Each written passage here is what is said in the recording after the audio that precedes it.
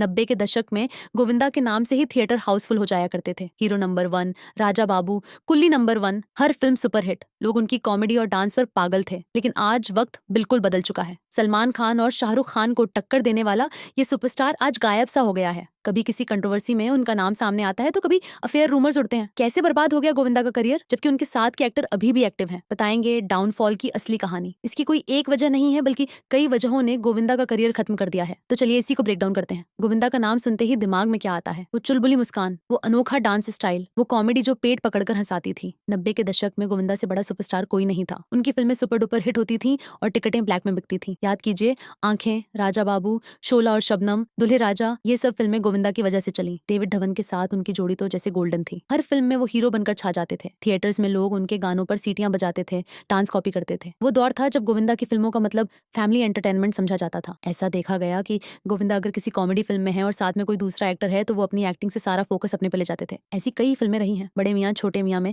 अमिताभ बच्चन के बावजूद फिल्म में गोविंदा ही याद रह जाते हैं। गोविंदा के साथ के ही एक्टर सनी देओल का करियर देखें तो दूसरी पारी भी शानदार है और उनके पास फिल्मों की लंबी लाइन है। गदर 2, बॉर्डर 2 सुपरहिट हो चुकी है और अब आमिर खान के साथ 1947 आने वाली है। गोविंदा का डाउनफॉल सिर्फ फ्लॉप फिल्मों की वजह से नहीं हुआ। इंडस्ट्री इनसाइडर्स कहते हैं कि उनका एटीट्यूड्स और सेट्स पर घंटों लेट पहुंचना बहुत बड़ी वजह है। एक समय पर डेविड धवन के साथ उनकी जोड़ी ब्लॉकबस्टर थी, लेकिन जैसे जैसे उनका ईगो बढ़ा, ऑफर्स कम होने लगे। डेविड धवन के साथ उनकी अनबन हो गई। ऐसा लगता है कि उन्हें ओवर कॉन्फिडेंस हो गया था कि उनके पास डायरेक्टर्स और प्रोड्यूसर्स की लंबी लाइन लगी है, जो कि सबसे बड़ा धोखा साबित हुआ, क्योंकि इंडस्ट्री में हमेशा चढ़ते हुए सूरज को सलाम किया जाता है। इधर गोविंदा की फिल्में कम चलने लगी तो उधर प्रोड्यूसर्स ने भी उनसे दूरी बना ली। गोविंदा का जन्म 21 दिसंबर 1963 को मुंबई में हुआ था। उनके पिता अरुण आहूजा 1940 के दशक में फेमस एक्टर थे, लेकिन फैमिली को फाइनेंशियल प्रॉब्लम्स फेस करनी पड़ी। गोविंदा को शुरुआती दिनों में स्ट्रगल करना पड़ा। साल 1986 में उन्होंने फिल्म इल्जाम से डेब्यू किया और फिर पीछे मुड़कर नहीं देखा। 1987 से 2000 तक उन्होंने करीब 100 से ज्यादा फिल्में की,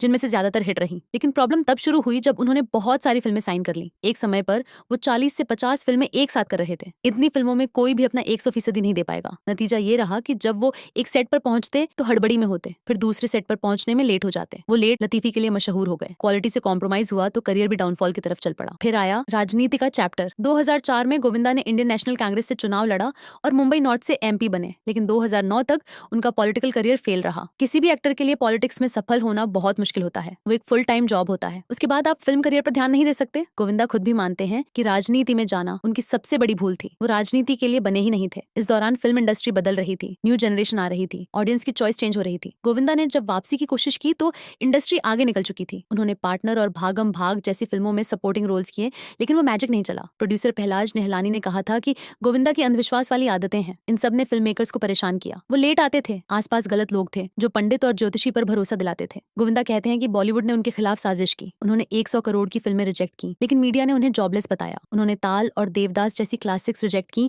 क्योंकि कैरेक्टर रोल्स नहीं करना चाहते थे। एक बात समझना होगा कि आप हर उम्र में मेन लीड हीरो का रोल नहीं कर सकते। जिस एक्टर ने अपने उम्र के हिसाब से रोल चुने वही इंडस्ट्री में आगे तक टिका। देवदास में गोविंदा को जैकी श्रॉफ वाला रोल ऑफर हुआ था, लेकिन गोविंदा तब साइड रोल नहीं करना चाहते थे। इस बात का खुलासा उनकी पत्नी सुनीता आहूजा ने किया था। एक इंटरव्यू में सुनीता आहूजा ने कहा कि गोविंदा इतने बड़े स्टार रहे हैं, अब क्या वो इतना छोटा रोल करेंगे? वही रोल जैकी श्रॉफ ने किया और लोगों ने उन्हें चुन्नी लाल के रूप में बहुत प्यार दिया। उन्हें आज भी उस रोल के लिए याद किया जाता है। उनकी वाइफ सुनीता आहूजा ने तो यह भी कहा कि गोविंदा गलत सर्कल में रहे। उनके आसपास केवल वाह वाह करने वाले लोग थे, जिससे वो आगे नहीं बढ़ पाए। गोविंदा लीगल पचड़े भी फंसे हैं। ये सिर्फ फिल्मों की बात नहीं, लॉ भी उनके पीछे है। फरवरी 2026 में ही गोविंदा, चंकी पांडे, शक्ति कपूर और मनोज तिवारी पर एक इन्वेस्टमेंट फ्रॉड केस में FIR हुई। ये गाजियाबाद की कंपनी मैक्सिजोन टच प्राइवेट लिमिटेड से जुड़ी है। आरोप है कि इस कंपनी में एक स्कीम के तहत लोगों को बेहतरीन रिटर्न का लालच दिया गया। रिपोर्टली गोविंदा ने इसे प्रमोट किया। ये पहली बार नहीं हुआ है। 2023 में भी ओडिशा पुलिस ने 1000 करोड़ के ऑनलाइन स्कैम में उनसे पूछताछ की थी। सेलेब्स को कोई भी एंडोर्समेंट पर इतना केयरलेस नहीं होना चाहिए,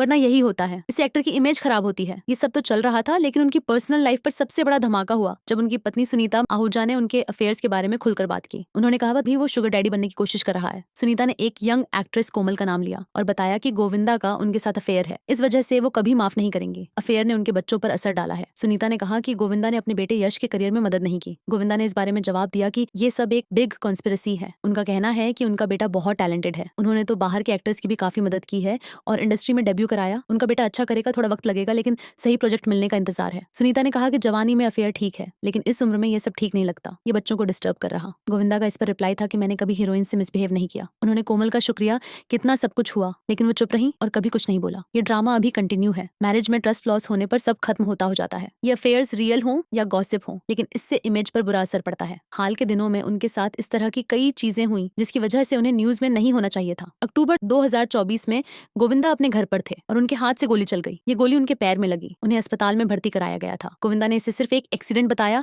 लेकिन लोग शक करने लगे क्योंकि हाल के दिनों उनका स्ट्रगल काफी बढ़ गया था। पुलिस ने इस पर जांच की, लेकिन सब क्लियर निकला। बॉलीवुड में ऐसी घटनाएं रेयर होती हैं तो अफवाहें बनती हैं। गोविंदा जैसे बड़े स्टार के साथ ये होना शॉकिंग है। आपको क्या लगता है कि गोविंदा का ये हाल उनके एटीट्यूड की वजह से हुआ, कुछ गलत फैसले थे, या बॉलीवुड ने उनके साथ नाइंसाफी की? कमेंट सेक्शन में अपना ओपिनियन जरूर बताना। मिलते हैं नेक्स्ट वीडियो में।